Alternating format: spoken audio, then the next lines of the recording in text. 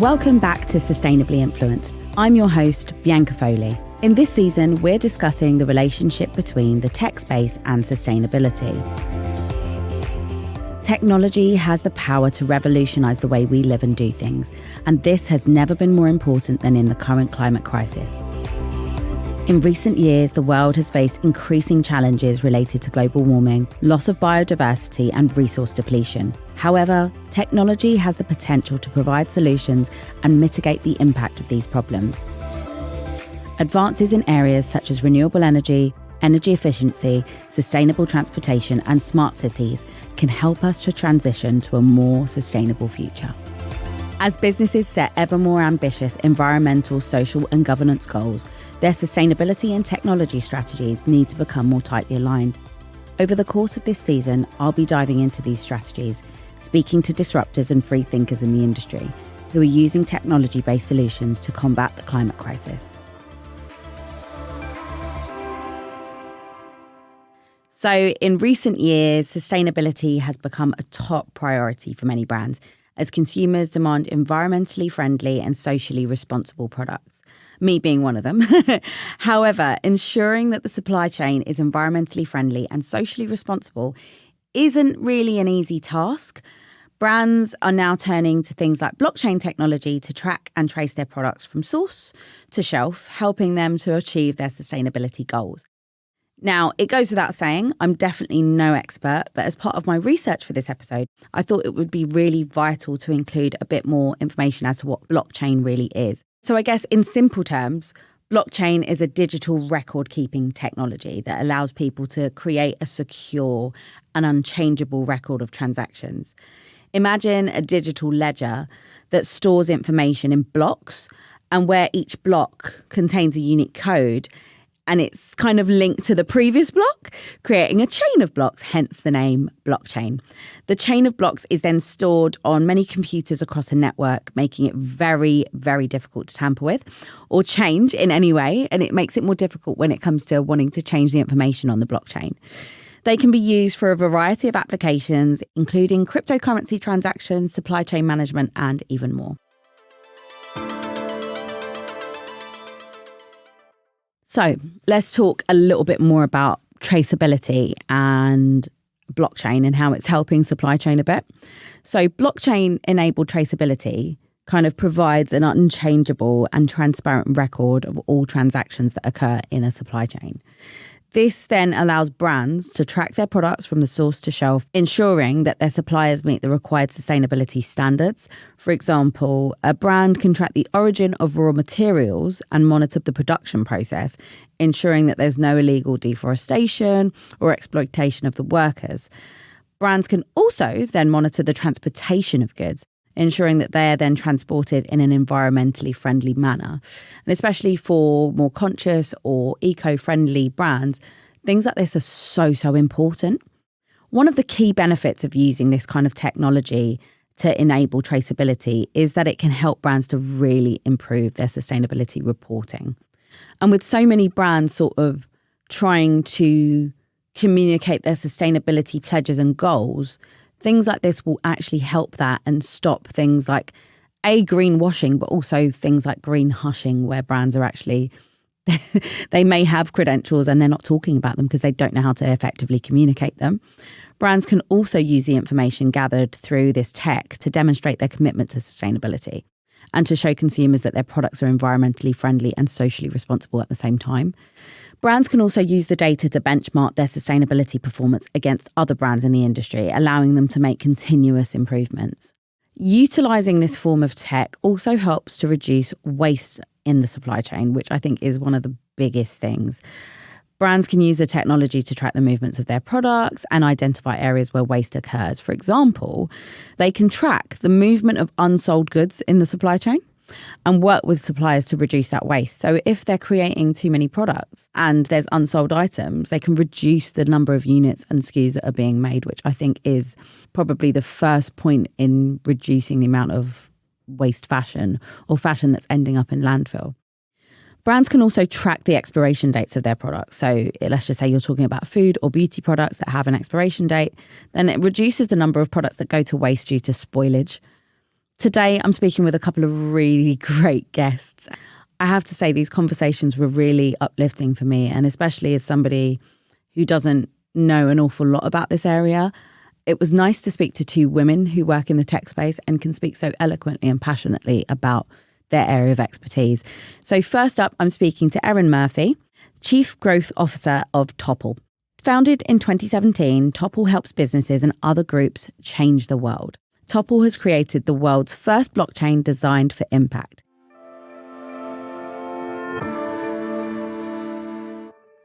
So thanks for joining me, Erin. So what is the Topple blockchain and how does it maximize impact? Yeah, so thanks for having me, Bianca. I guess I'll start off with our mission statement and then I can kind of get into kind of unpacking it, what it means. So Topple works every day to enable the development of a new, more inclusive and sustainable economy through purpose-built blockchain tech. We are relentless in our drive to develop world-class, decentralized, and open systems that uplift and empower the next billion and unlock the economic potential of positive impact. We believe that distributed ledger technology makes it economically feasible to, in quotes here, build good. And so Topple's a layer zero, public, permissionless, proof of stake blockchain that's designed, as you kind of mentioned in your intro there, to exclusively focus on the impact and sustainability space. And so what does that actually mean? So that means that every single engineering and design decision we've made over the last 5-6 years since we were founded has started with this question of how can we best empower impact and sustainability projects.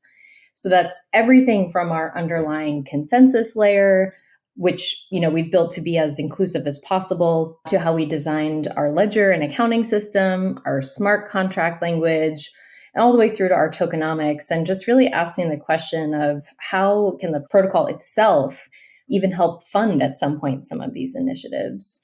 And the reason why we're focusing on this space, I would say, is really because I think we need to redefine what we mean by impact. A lot of times companies talk about ESG, and we sort of wonder, is ESG just a new permutation of CSR? We just gave it a different name. But ultimately, for impact to be something that businesses adopt, we need to prove that there's value creation in it, right? And so if we think about the way that a lot of impact initiatives and sustainability initiatives work today, a lot of times companies basically have to invest new capital every time they want to either, sequester a new ton of carbon or sponsor a new preservation project of the rainforest. So every time we're talking about fresh capital that needs to be allocated. And Topple's really working toward a world where we can actually kind of close that system and make these impact initiatives profit generating. So if we can capture the money and the profits, the benefits from this one turn of this proverbial flywheel can really kind of power the next. And we really think that Web3 is a great ecosystem in which to make that possible. It's really, really interesting. And I think it's good to hear somebody say we need to think about what impact means. Like we need to think about what that actually means. And I know you guys are partnering with so many different sectors across every industry possible. So whether it's supply chain, finance, medicine, I've got a list here of like mining, agriculture, and even growing other fields. Like, how are you able to support so many projects across such a broad number of industries and still manage what that impact means? Yeah, so I think it's important to think about blockchain, or at least the way we at Topple think about it. We really think of ourselves as an infrastructure. Oftentimes I've heard people in the industry use analogies such as, like highways or plumbing systems or foundations. But in a sense, if we think about Web3 as the next generation of the internet, we can kind of see how, there's a lot of businesses who have benefited from using the internet. So there are a lot of businesses who could probably benefit from implementing blockchain.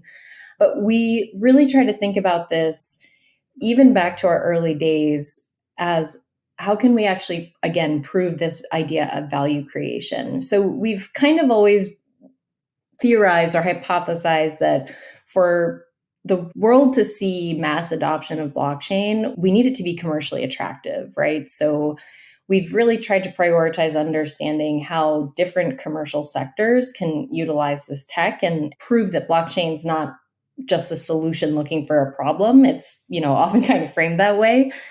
And in an effort to focus on this nexus of business use cases and impact, to your point earlier, we did really kind of cut our teeth, so to speak, in supply chain and traceability.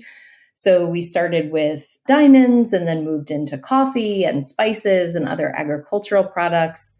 We also traced COVID vaccines during the pandemic. And eventually this kind of led us to the launch of a traceability platform for different types of supply chains. And then in doing that, have really sort of seen, there are a lot of things in supply chains that can also be where value can also be realized that maybe it hasn't yet. So if you think about a particularly sustainable supply chain where less water is being used or less carbon is being emitted, right? Those are really value creating assets that Topple likes to think about. Well, how can we incentivize people to do more of these activities?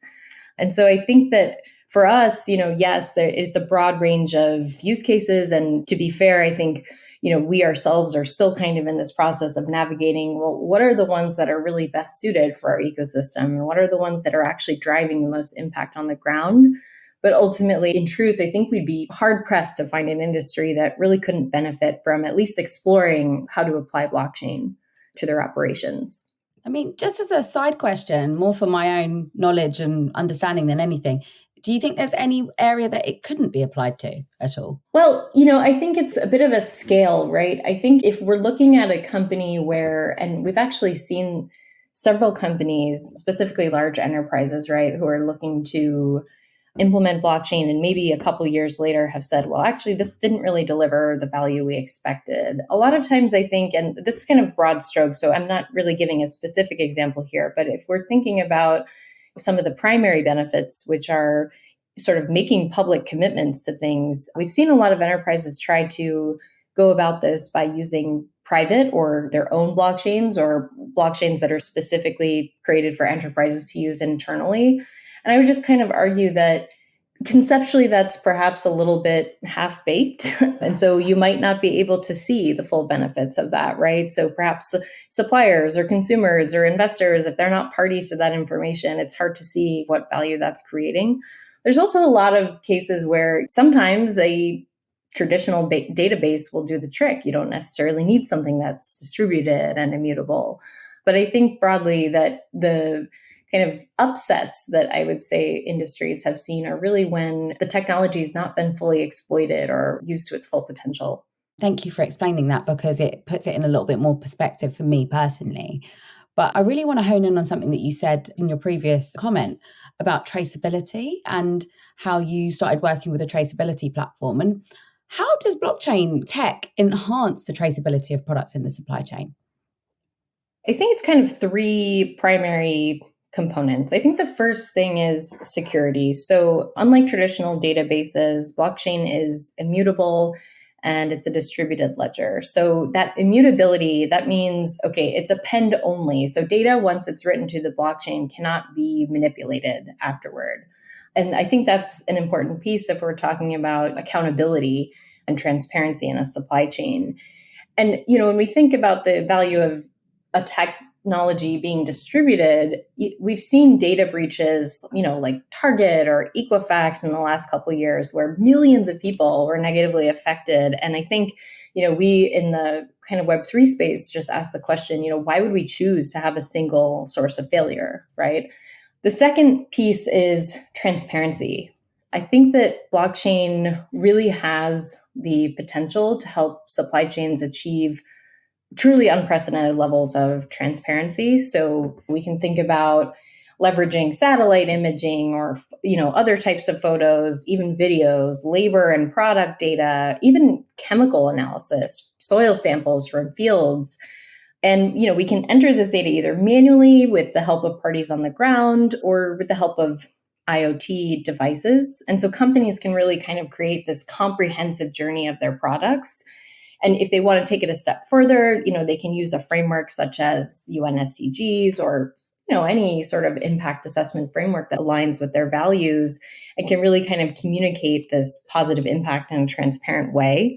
And I think that what underpins all of that is inclusivity, right? So in this decentralized sort of ecosystem, we're talking about a greater power to involve parties at origin, for example. So a lot of supply chains originate in parts of the world where we know that labor practices are frequently in violation of human rights or in violation of labor rights. And so having the power to actually get the data from those parties is really valuable. And it not only streamlines data collection, right, because we have more people participating, but it also allows for, again, a more sort of comprehensive picture. And I think ultimately what we're talking about here is value creation, right? So like, if we can achieve cost savings because we have more automations, right? We also have this more sort of decentralized or democratized data entry processes. We've even seen, because of blockchain traceability, we've even seen some companies be able to lower their insurance premiums. We're also talking about increased revenues from, more verifiable green premiums. So kind of doing away with greenwashing and actually substantiating it with something verifiable. And then, like I kind of alluded to earlier, this idea of monetizing other sort of ancillary impact activities, such as carbon credits or other types of impact initiatives. Would you mind just giving a blanket statement overview as to what Web3 is? So when we talk about the kind of evolution of the internet, as it were, we're talking about the really kind of degrees of capabilities when it comes to regular people and how they can interact with this technology. So the first generation of the internet, which we can think about as web pages, was basically that people could pretty much read data. So they could read data, focus on different views. And this is kind of obviously when we saw the evolution of email, things like that. When we go to Web 2, we're talking about reading and writing. So that becomes, a greater degrees of programmability. We see more blogs instead of just homepages, wikis, things like that. And that's really when we start to see instant messaging and tagging, and it's more community focused. And when we look at Web 3.0, which is kind of the blockchain sort of state of the internet, we're really looking at reading, writing, and interacting, right? And so we've taken this from like a company focus to a community focus, and now we're even moving more to an individual focus, right? And how the user, him or herself, can engage. This comes with this idea of having greater autonomy, more ownership of your own data, representation as, a sovereign entity, essentially, in the digital space. When we talk about the Web3 space, I'm conscious to understand a little bit more about it in terms of how it's driving greater transparency and kind of dropping the barriers to enable more companies to get on board with blockchain and all these wonderful innovations and advancements. Yeah, so I think if we hark back to this idea of transparency, I would argue that, transparency in a lot of ways breeds trust. And so if companies really sort of take this step in providing this data or, this evidence to support their claims, I think that in doing that, providing such a radical level of visibility means that both brands and consumers have the information they need to identify inefficient, unreliable, and even unsafe suppliers that can be associated with unethical practices. And as consumers increasingly sort of favor companies who demonstrate commitment to sustainability efforts, I think this can also bring in more business too. And so I think if given the opportunity, a lot of the data that we think about, we look at, consumer interest, consumer priorities, look at things like the Pulse report. Consumers can really start to dig in, verify claims that companies are making, and ultimately, I think, verify for themselves if the practices they see are corresponding to their own values. For example, if a company is going the extra mile to minimize, water usage in denim production, for example, they can easily kind of showcase this innovation, right? And they can build this emotional connection to the environmental or social impact that this innovation has resulted in, and ultimately really form that emotional bond with consumers. And I think that that's where this greater degree of trust comes into play is just by kind of opening the door and letting consumers kind of just get a peek and see, oh, okay, this is actually like what's going on behind the curtain. Definitely. I think trust is the biggest thing when it comes to sustainability and traceability, and also transparency. So Totally. in doing that, I think we're going to enable more people and more consumers to trust exactly what it is that we're selling, essentially, or what's being sold to them. Can you provide an example of a company using blockchain to improve sustainability through traceability? Yeah, sure. So there's a coffee roasting company actually located in the UK who we work with called Square Mile Coffee Roasters. And they're really interested in using blockchain traceability for their coffee because, they have all these sort of express commitments to things like more sustainable farming practices, fair wages for their farmers. They really want to be able to tell a better story and a more comprehensive story about the farmers and about a lot of times people in the coffee industry will talk about how it's really a labor of love, right? It's an extremely collaborative effort. It can sometimes be very difficult with climate disasters and things like that. And so they really just want to be able to showcase how much work they do alongside their suppliers. Another use case that I really love, and myself being interested in very much in the sort of fashion and apparel space, is a diamond company called Antares. And so what they're doing is trying to bring a greater degree of transparency to mining practices in Liberia. And then I've also wanted to give a shout out to two UK brands that we work with that are on the Topple blockchain, one of which is Monica Venator. So this is a demi-fine jewelry company who I've come to know and love. I think they make beautiful products and they're really, really committed to, again, forming that emotional connection with the consumer and really sort of stepping up, making that public commitment and showing customers, hey, like this is where our products originate. Got this fabulous facility in Thailand, NOV Manufacturing, where this jewelry is made. It's made from recycled or upcycled products in a, net zero facility.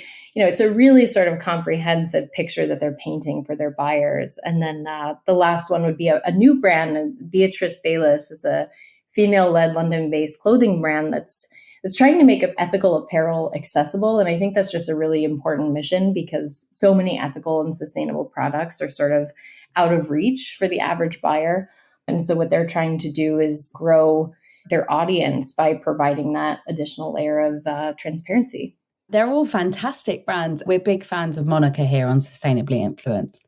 And it's absolutely fantastic. And I've come across Beatrice Bayless before. It's amazing to hear. And on top of it, that you've got so many UK-based brands on the Topple blockchain, which is fantastic. So moving on to my last question. Can blockchain-enabled traceability really help consumers make more informed purchasing decisions towards what I'd like to call a more quote unquote sustainable future? Yeah, so I think that the short answer here is yes. And I say that because, not only I'm obviously a little biased, I work in the industry, but also because if we think about the status quo of third-party certifications like Fair Trade, Rainforest Alliance, some of those, and I don't want to diminish their importance, but I think we can do better. I think we can elevate our commitments. And I think ultimately it's kind of hard for consumers to navigate all of those stickers and labels. And even if they take the time to kind of go through them, the reality is that while certifications can give us insight into isolated supply chain information, they don't really show the entire supply chain process. But I do want to caveat all of this with saying that blockchain's not a silver bullet, right? So, for example, if a company really wants to improve transparency of its supply chain and share that with its customers so they can make better decisions, the first step really is sure, let's decide we're going to use a platform like ToppleTrax or any other sort of traceability platform that's built to be a decentralized application. But they first need to answer and understand a few critical problem spaces. So the first is really, what's the structure of their value chain? And this is important because if it's vertical, then ultimately companies really need to make sure they have the buy-in from their own stakeholders, right? And is the company willing to invest the education and the resources to ensure that their actors are held responsible for this data? And if it's more horizontal, how much negotiating power do they have with suppliers? Because if you're a small buyer or a small brand, you might have a fairly hard time getting a supplier to incorporate a new workflow for you, like adding data to an application, for example. And so, companies can kind of start with finding suppliers who are mission aligned. And I think that's a great first step. But ultimately, I think we need to get really creative with thinking about incentives, right? So are there models of revenue sharing that suppliers might be interested in, or, reward systems, so that we can really make sure that different types of companies, large and small, vertical, horizontal, have these opportunities to bring as many stakeholders on board as possible. And I think the next phase, and this is where I think when we really want to understand consumers and their satisfaction with this data or with these processes being enough, I like to think about it as like a ladder of traceability or a roadmap to greater transparency for consumers. So in the early phases, it's probably not feasible to have every actor across the supply chain participating and uploading data, writing data to the blockchain. It's probably also not feasible to be able to, just come out of the gate with state-of-the-art IoT integrations. But sharing those plans for progress, I think, would actually go a long way with consumers, and just kind of owning it and saying, like, look, this is what we're doing now. But in 2 years, we're hoping to have even more data from even more parties, from every farmer or every seamstress or every miner. And we want to be able to share all of that with you. And I really think that this honesty and transparency is what consumers are craving. And I think ultimately it's important to remember that they're not expecting perfection, right? But there's a degree of commitment, and especially public commitment, that I think goes a really long way with consumers, and that they genuinely appreciate, so that they can really just make their own decisions when they're looking at, okay, well, this brand, maybe they're not net zero yet, but they're showing me the data that makes it seem pretty plausible that their goal of 2030 is realistic, right? And I think ultimately it's just that kind of visibility that consumers really want to see. So that was fantastic. So thanks to Erin.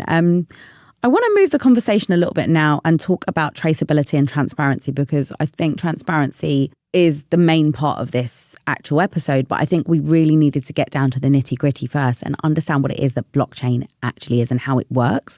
So I'm so glad that we got to speak to Erin and listen more about how Topple are changing the world. But next, traceability and transparency are a significant part of the sustainability conversation. Transparency, we've heard this word for years. We won't go back to 2020, where certain high street brands named themselves as the most sustainable brand in the world just because they were labelled as being the most transparent. They aren't the same thing. Transparency is important throughout every step of the process, from the risk management protocols, the product origin, and the full supply chain process is imperative in order to provide clarity on the sustainability of a product and having trust in a company's ethics and sourcing. A recent McKinsey survey that was conducted in the UK in 2022 shows that about 1/4 of consumers make purchase decisions that are actively driven by sustainability. I think that's really impressive, to be fair. Companies like TrustTrace are predicting what the trends are going to be for 2023 and what you should be looking out for and what consumers need to be looking towards next. So one key area of development would be to have more clarity with regards to the supply chain, making it clearer to consumers that what they're actually buying. As part of the new legislation, the EU Digital Product Passports, otherwise known as the DPP, will help consumers understand and track the environmental impact of their purchases, enabling them to make more well-informed decisions. The digital passport will enforce accountability, meaning that brands will have to take responsibility for measuring the impact of their products and step back from the industry's problematic self-regulation. So moving into my second guest portion of today's episode, I am speaking with Marianne Udman, Head of Sustainability at TrustTrace, who I mentioned a couple of moments ago. TrustTrace is a market-leading platform for supply chain traceability at scale with fashion and retail. Their clients include global brands, including Adidas, as well as sustainable fashion pioneers such as Philippa K. Marianne focuses on sustainability and innovation, covering standards and certifications, which are very important, material intelligence, life cycle analysis, compliance, and circularity. She leads research as well as joint innovation projects to inform the strategy and product development at TrustTrace. They're focused on helping brands achieve supply chain transparency, but doing so in a way that reduces the burden on the supplier, and many of which are based in the global south and have much more pressing priorities. Let's get into the conversation. So, Marianne, thank you so much for joining me. Could you tell us a little bit about TrustTrace and how it is that TrustTrace navigate information gaps in the supply chain, which can pose difficulties for transparency? And also just a little bit about yourself, please. Yes. Hi. Thank you, Bianca. So my name is Marianne, and I'm heading of the sustainability and innovation team at TrustTrace.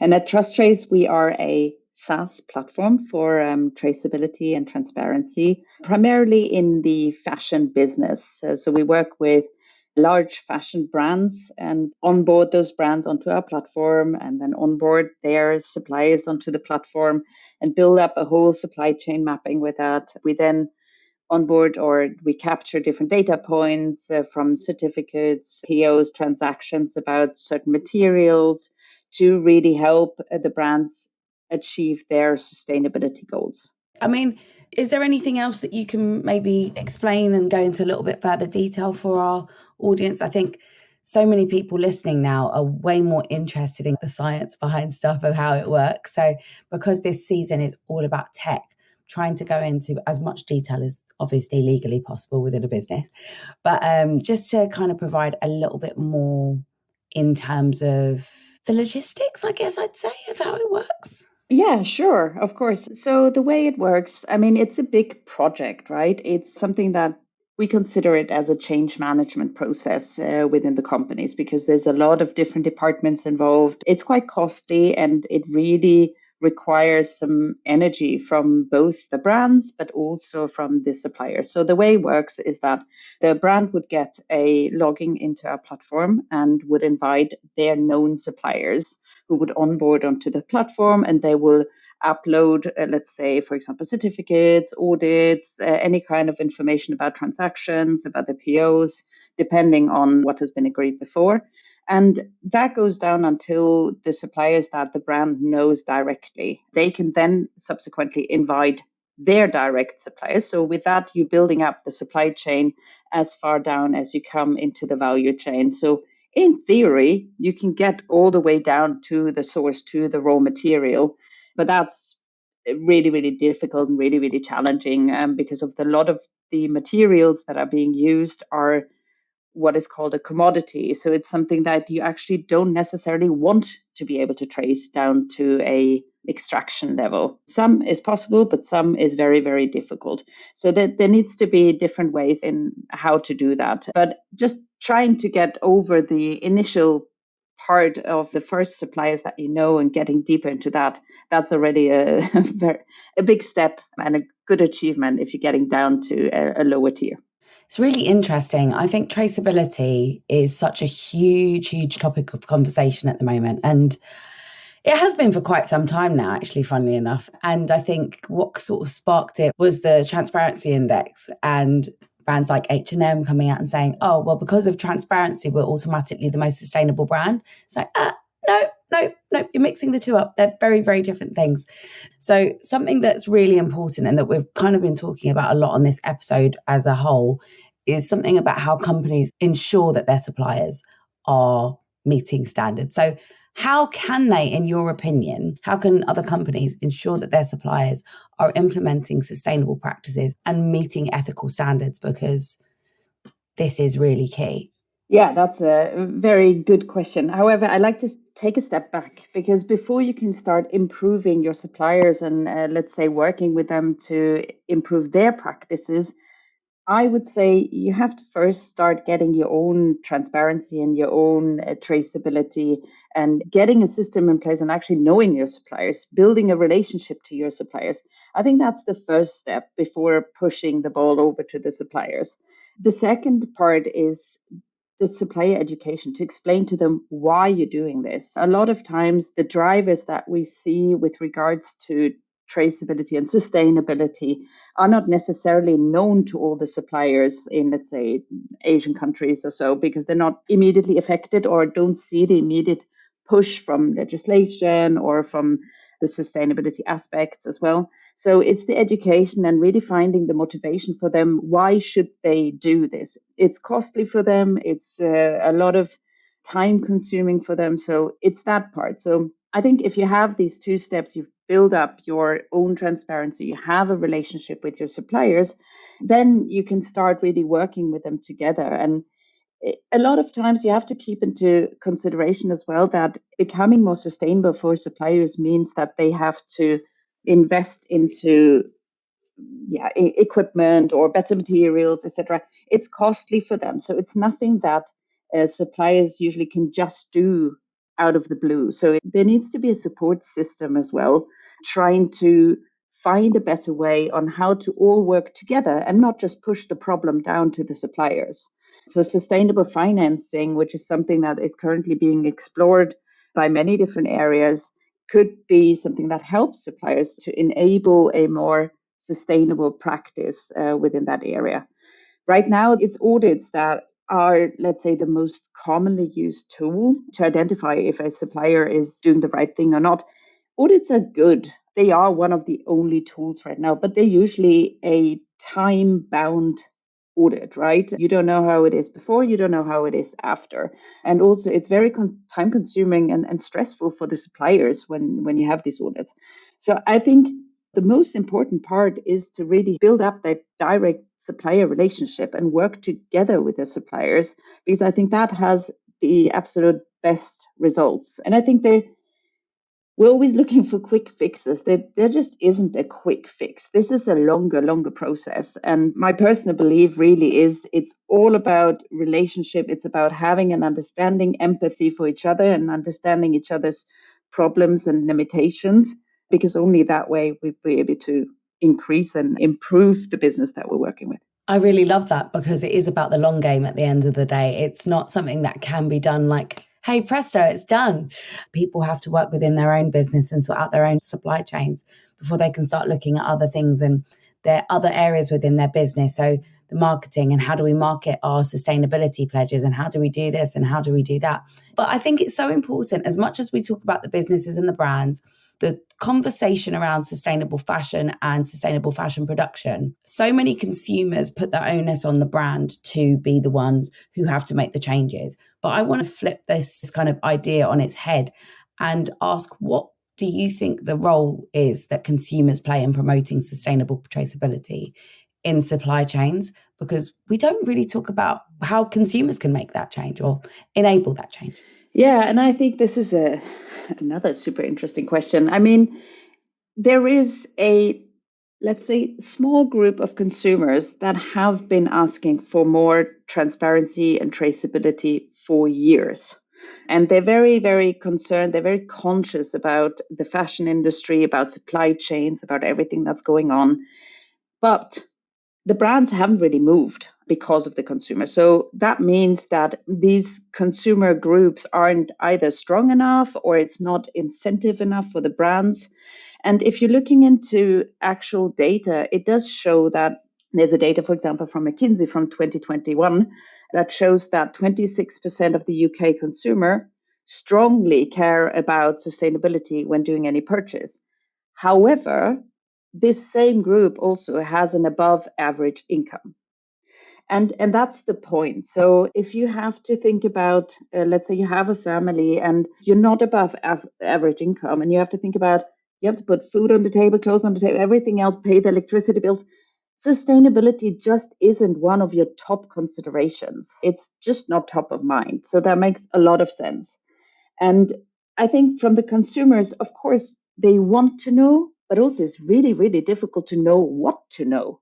Because what is the consumer going to do with the information of a supply chain? It doesn't say anything. You have to put that data into context for the consumer to also make a conscious decision with that data.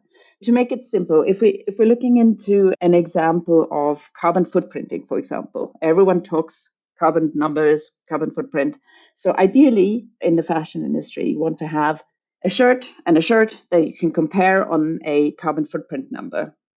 However, nowadays, especially if we're looking into carbon footprint and water and biodiversity, it's, first of all, it doesn't have to be the same methodology that was used. So the same shirt can have one score here and a different score here, just because they're using a different methodology. But it can also be that regardless of the methodology, you have a scoring for CO2, you have a scoring for water, and you have a scoring for biodiversity. If you put that on a product, what is the consumer supposed to do with that? Do they have to decide what is more important for me? Is it the water consumption? Is it the biodiversity? Is it the CO2? Because one shirt has a better water storage than the other shirt has a better biodiversity storage. What is it that you giving to the consumers? You're making it very, very difficult for them to use sustainability or to make informed choices. So all of this really needs to, I think the brands, the legislation, we all need to help consumers to make those decisions very, very easily, because only then I think can the consumers increase, or the group of consumers will increase.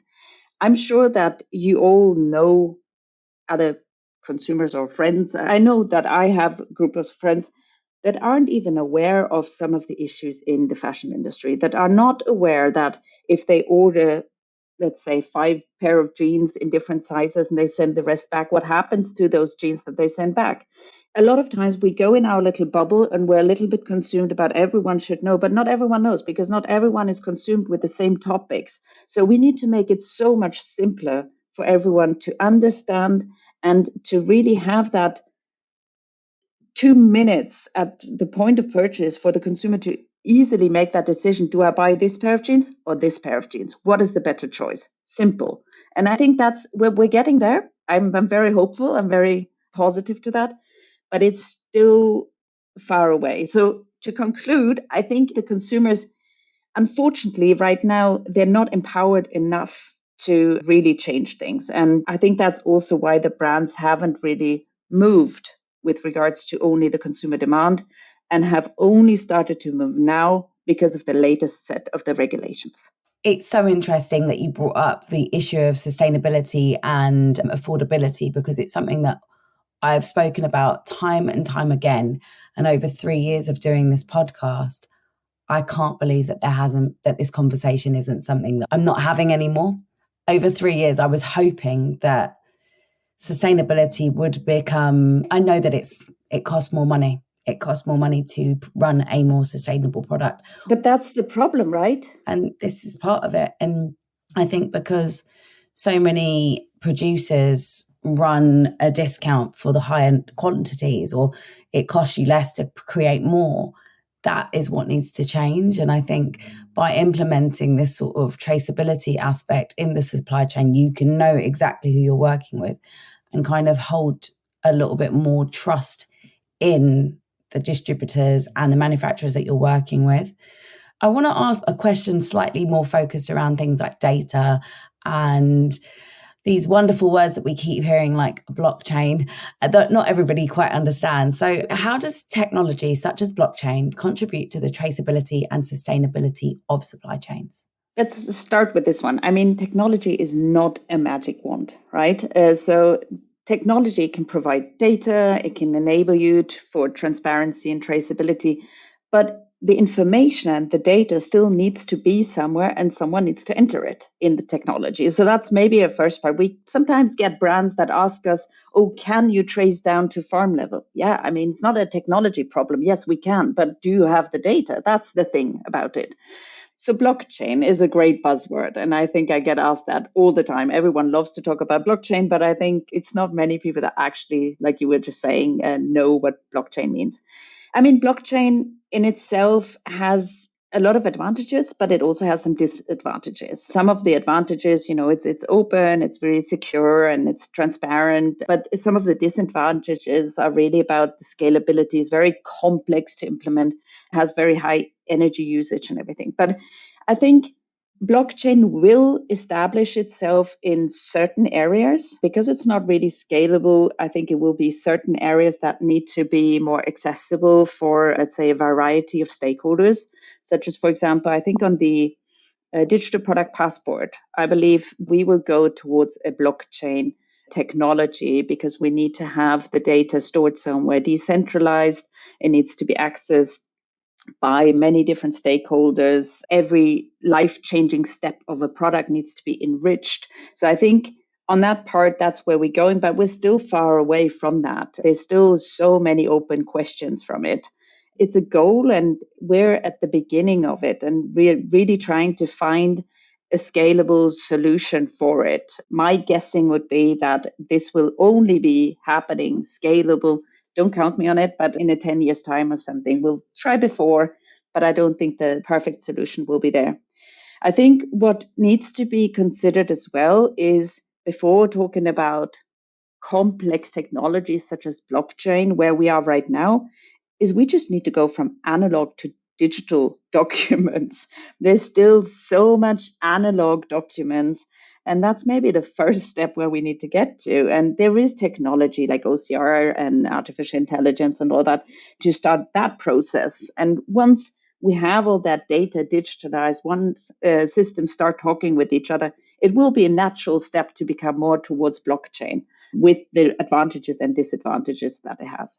Oh, well, it just goes to show we're not all in the tech age. Some of us are still working back in the analog age.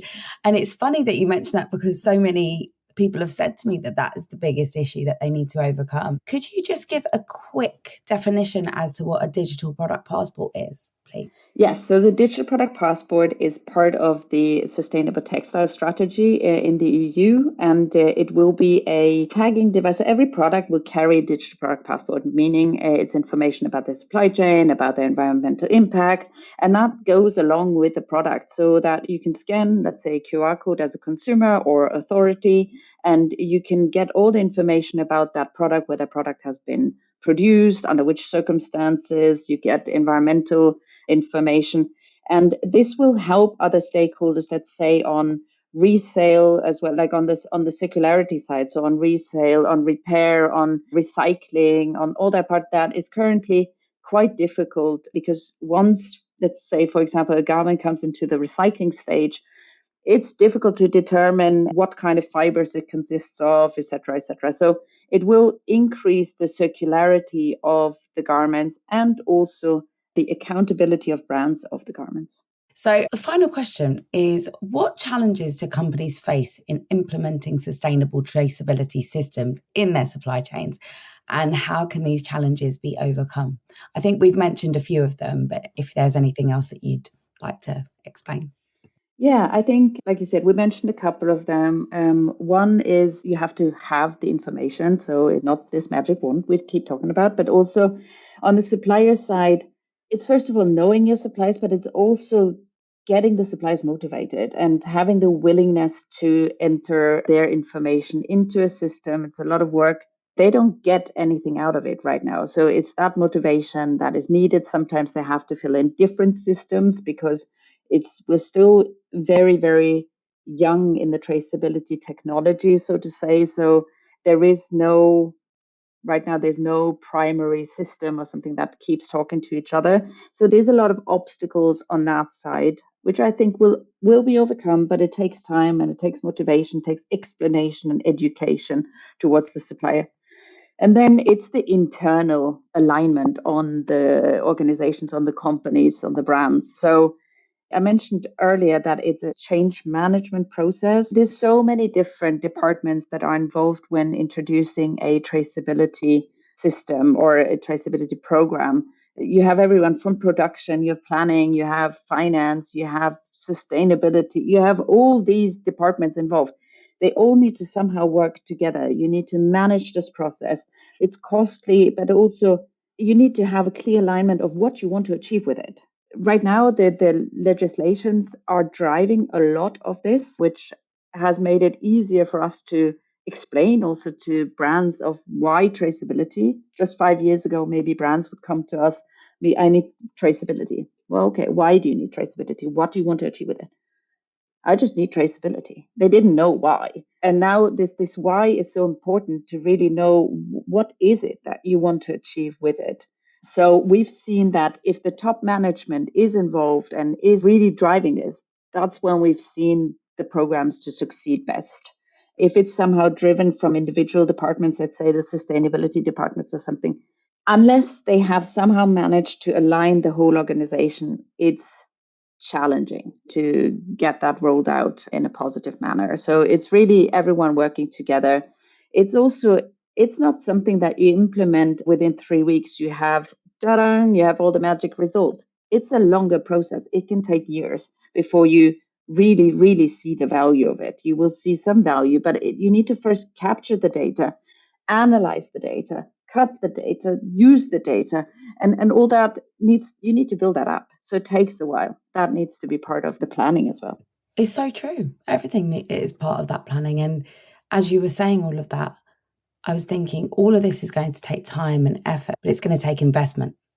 And that's something as well that so many manufacturers don't really want to put in because they want to keep as many profits as possible. So by having these amazing people using these traceability systems or methods of being more transparent, that then just shows that people are willing to change. And that's what I think we need to see, that willingness and then that enforcement of change. So yeah, I mean, thank you so much for that. And thank you for joining me. Thank you.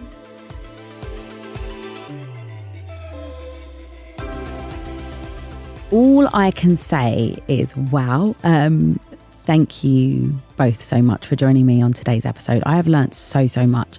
These conversations for me have been really, really enlightening because sometimes as a woman, you can feel a bit left out of the tech conversation.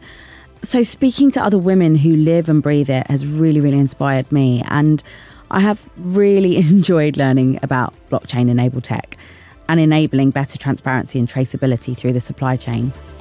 It's something that I think if the industry were to put a lot more money into and start funding it more, it would allow more and more brands to track and trace their products from source to shelf. And I think that that's what's so important. I used to work in supply chain, hence why maybe I'm more excited about this. So I used to be a supply chain manager at a large digital company. I'm not going to name names. I've spoken about it before on the podcast. But yeah, I think when we're talking about things like supply chain, we don't necessarily think about it with regards to the tech side of things. And to see this innovation, we think about the tech in terms of building things and making the product, but we don't think about the tech and how it's supposed to streamline the process and make it better, because streamlining doesn't necessarily mean bad. It can mean good. So I think as a woman in this conversation, I think it's so lovely to hear other women who are really championing that and leading the charge on this change. So with the help of blockchain technology, brands can really start to take that first step towards a more sustainable future. In next week's episode, we'll be discussing whether apps are the future in changing consumer behaviour. Until then, you can subscribe and listen back to previous episodes of Sustainably Influenced on all good podcast platforms. You can follow at Sustainably Influenced on Instagram and TikTok. I'm Bianca Foley. Thank you for listening. This season of Sustainably Influenced was produced by Content is Queen, sound editor Amber Miller, research assistant Toyo Douglas, and presented by Bianca Foley.